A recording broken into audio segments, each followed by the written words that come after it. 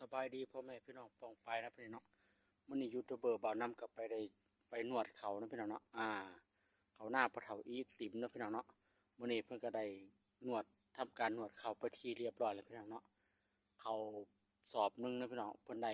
65นะพี่น้องเนาะต้องการเขาสอบหนึงได้6ได้56สอบก็เอาบ่ขาดทุนดอกพี่น้องเนาะแสดงว่าเพิ่นก็ได้ดีได้เติบนะพี่น้องเนาะมื้อนี้ยูทูบเบอร์บ่าวนำก็ไปทำการนวดเข่านวดน้ำดูหน้าพระเฒ่าอีติ๋ม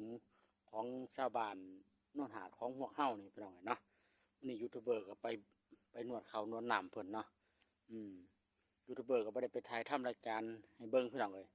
เนาะหลังจากฟื้นไฟมันบ่ค่อยมีครบพี่น้องมัน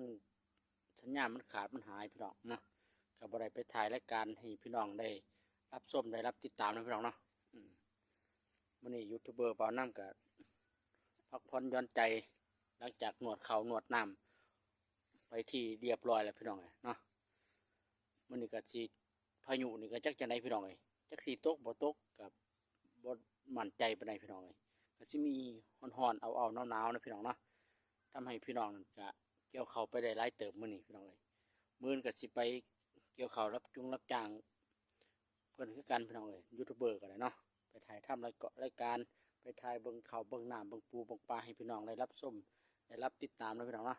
จะได้ก็กดไลค์กดแชร์ให้ยูทูบเบอร์ของบ่าวน้ำเลยนะพี่น้องเด้อเอาอยู่ดีมีแห้งอยู่แดงมีหี่เลยพี่น้องเนาะกินข้าวแรงรับงัวขัวไก่ได้พี่น้องเนาะสุกเสือมันพันเสมอมีนะพี่น้องเนาะอายุมันควันยืนนะพี่น้องเนาะติดตามอยู่ช่องยูทูบเบอร์บ่าวน้ำพี่น้อง